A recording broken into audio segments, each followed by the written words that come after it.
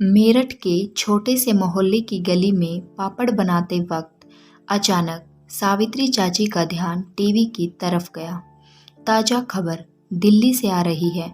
आपको सीधा दिल्ली ले चलते हैं, जहां वायुसेना का एक विमान मिग 71 क्रैश हो गया है और उसमें सवार वायुसेना के सभी 10 जवान शहीद हो गए हैं। न्यूज एंकर ने दर्शकों का ध्यान आकर्षित करने के लिए अपने अलग ही लहजे में कहा, टीवी में क्रैश हुए विमान का मलबा दिखाई दे रहा था। मेरा बेटा तो इस विमान में। यह सवाल उस वक्त हर उस माँ के जहन में उठ रहा होगा जिसका बेटा फौज में था। तभी फ़ोन की घंटी बजी। सावित्री चाची ने कांपते हाथों से रिसीवर उठाते हुए हेलो कहा। दूसरी ओर से आवाज़ आई, माँ जी, दिल्ली में हुए विमान हादसे में मेजर सुधीर शहीद हो गए हैं। फ़ोन दिल्ली से था। सावित्री चाची के पैरों तले ज़मीन खिसक गई थी। फ़ोन हाथ से गिर चुका था और सावित्री चाची ज़मीन पर बेसुध पड़ी थी। पड़ोस में रहने वाले अब्दुल चाचा को जब इस बात का पता चला तो दौड़े चले आए। अब्दुल चाचा सुधीर के पिताजी के बचपन के दोस्त थे। सुधीर उस वक्त छोटा सा था जब एक एक्सीडेंट में सुधीर के पिताजी की मौत हो गई थी। तब से सुधीर और उसके परिवार को अब्दुल चाचा ने ही संभाला था। अब्दुल चाचा अपने फलों की दुकान को बंद करके आते तब तक पूरा मोहल्ला सावित्री चाची के घर पर जमा हो गया था। सावित्री चाची जमीन पर बेसुध पड़ी थी। लगभग आधे घंटे बाद होश आया तो फिर सुधीर की याद आ गई और वह फूट फूट कर रोने लगी। अब्दुल चाचा ने चाची को संभाला, लेकिन खुद के आंसू भी रोक न पाए। दिन भर मेरठ में मेजर सुधीर के शहीद होने का गम छाया रहा। मेरठ के हर गली मोहल्ले में लोग मेजर सुधीर को श्रद्धांजलि देने के लिए जमा थे। अगले दिन तिरंगे में लिपटा मेजर सुधीर का पार्थिव शरीर जब मेरठ आया, उन लोगों का हुजूम सड़कों पर उमड़ पड़ा। सावित्री चाची ने तिरंगे में लिपटे अपने लाडले को देखा तो फूट फूट कर रोने लगी। अभी तो कहकर गया था, जब तक मैं वापस आऊँगा तब तक मेरे लिए एक सुंदर सी दुल्हन ढूंढ कर रखना। इतना कहकर सावित्री चाची फिर से रोने लगी। पूरे राज्य के सम्मान के साथ मेजर सुधीर के अंतिम संस्कार की तैयारियां शुरू हुई। पूरा मेरठ आज अपने लाडले को अंतिम विदाई देने के लिए जमा था। क्षेत्र के सांसद, विधायक और सभी बड़े नेता मेजर सुधीर की अंतिम यात्रा में शामिल थे।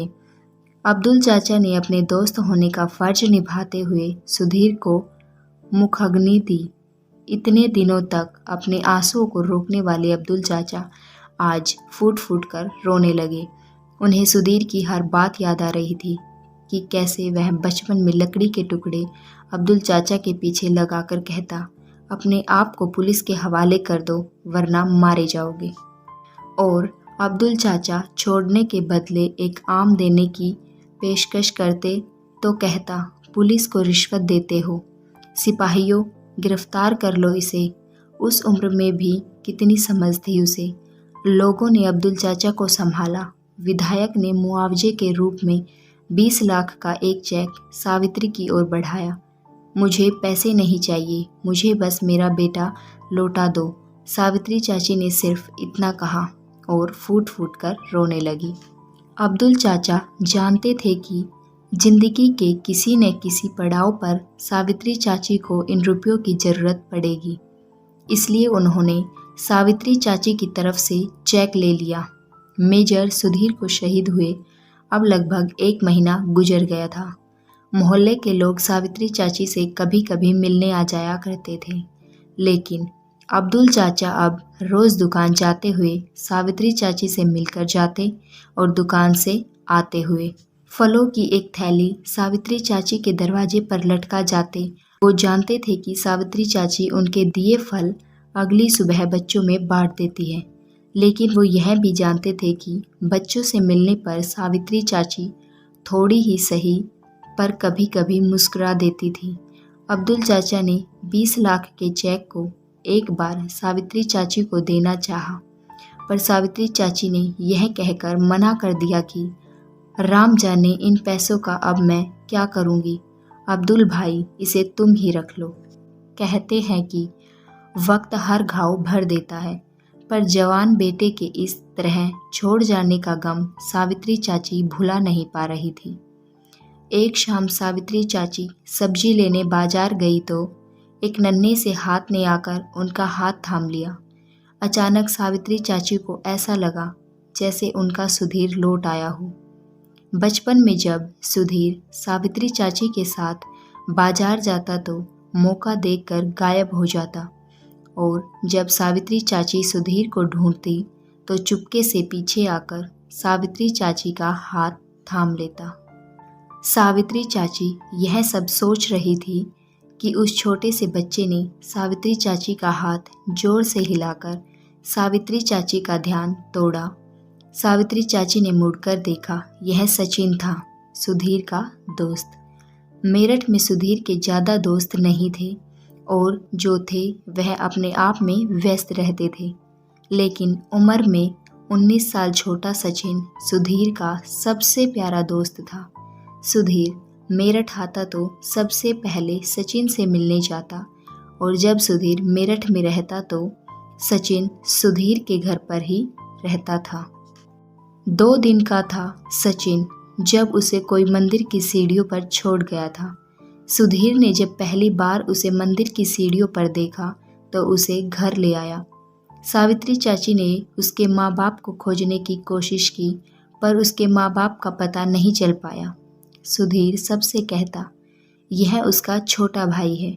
सुधीर ने ही उसका नाम रखा था सचिन। बहुत रोया था सुधीर जब पुलिस ने सचिन को अनाथालय में भेज दिया था।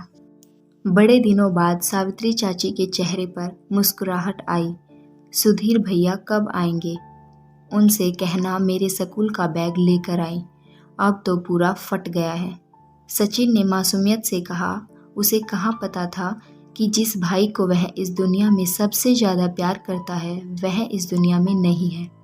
सावित्री चाची की आंखें भर आई और एक झटके से सचिन का हाथ छोड़ा और घर चली आई।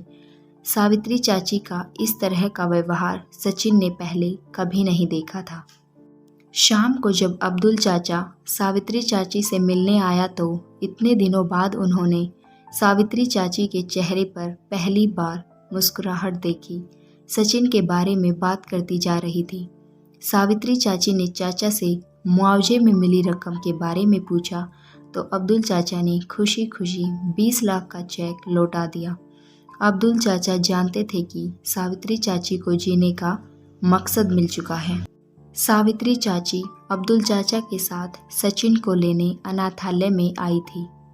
उस दिन इस तरह से बाजार में छोड़ने पर सचिन सावित्री चाची को गुस्से से भरी नज़रों से देख रहा था। पूरी कागजी प्रक्रिया के बाद सावित्री चाची ने सचिन के सिर पर प्यार भरा हाथ फेरा और कहा, आज से तुम मेरे साथ ही रहोगे। सचिन का गुस्सा एक पल में गायब हो गया और वो सावित्री चाची से लिपट गया। काफ़ी वक्त लगा सचिन को यह समझने में कि सुधीर भैया अब इस दुनिया में नहीं है।